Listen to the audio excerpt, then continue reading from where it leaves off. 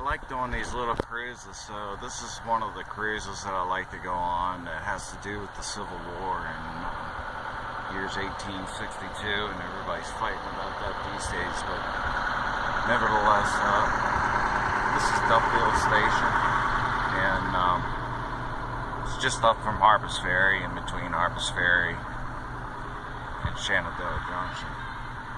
And back during the Civil War days, there was a major train robbery that happened in this area of Duffield Station. Somewhere along these tracks here. These tracks have been here for a very long time.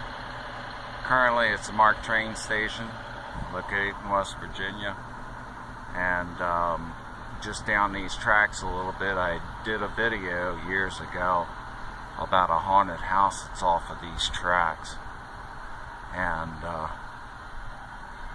it's quite interesting.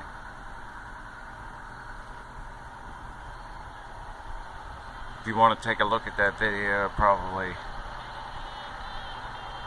you'll see it has some screenshot of SOS on it. It's kind of cool. They got music playing here.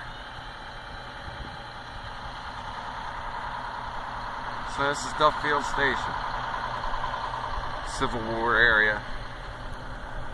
Doing a little tour today.